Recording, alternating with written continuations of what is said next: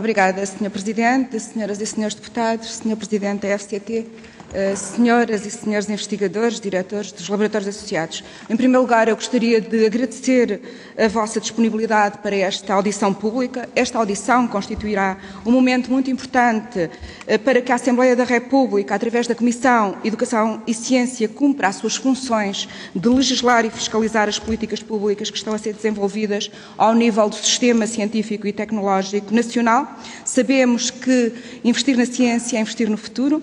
Thomas Friedman diz mesmo que as nações que não investem no futuro tendem a não ser bem-sucedidas, por isso uma visão estratégica da ciência e da tecnologia pode ajudar a recuperar da crise e incrementar uma política competitiva de inovação empresarial e crescimento.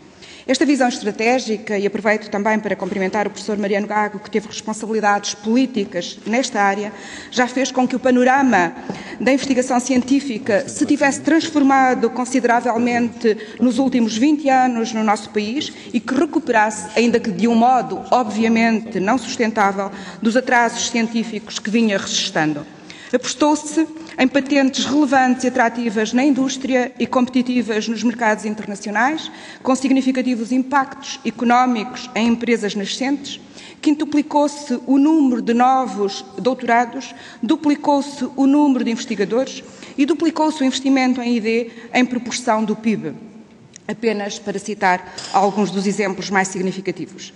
Apesar de todos estes avanços, áreas há que necessitam de idêntica atenção, nomeadamente a definição e estabilização das carreiras dos investigadores, como é preconizada na Carta Europeia do Investigador, bem como a manutenção regular de procedimentos concursais internacionais que garantam a mobilização dos investigadores e a internacionalização da ciência. Estes avanços significativos não devem ser interrompidos, sob pena, como dizem alguns investigadores, de podermos recuar para uma época em que o desafio era justamente vencer o atraso científico.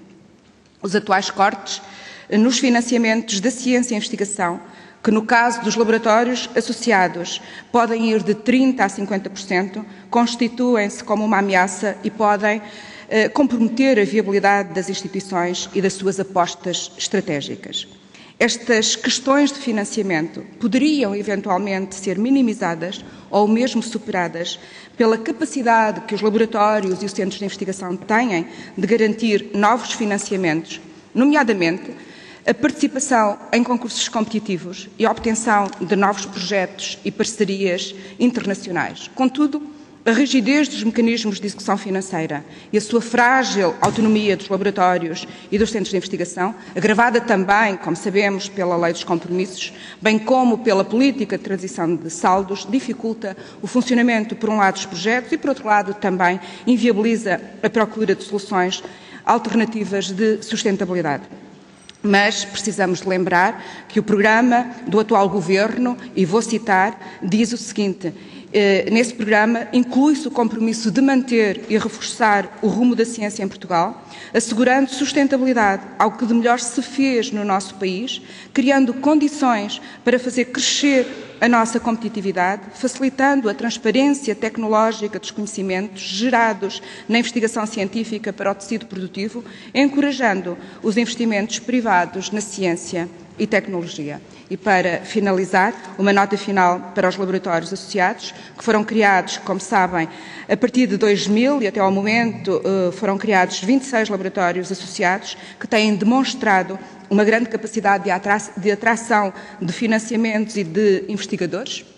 Integram 28% do total de investigadores doutorados e obtiveram 88% dos financiamentos europeus do 7º Programa Quadro. Dedicam-se às ciências geofísicas, à informática, às ciências da vida, da saúde, às ciências sociais, às engenharias, sendo que uma das principais funções que têm é também o aconselhamento ao Governo em matérias emergentes.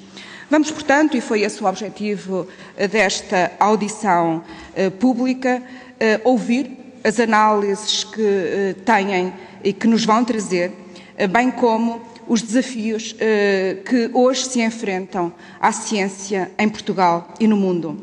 vamos ouvir as ameaças com que são confrontados e, sobretudo, vamos ouvir as estratégias que apresentam para sustentar e prosseguir o desenvolvimento científico, a competitividade e o crescimento baseado no conhecimento e na globalização. Muito obrigada por terem vindo.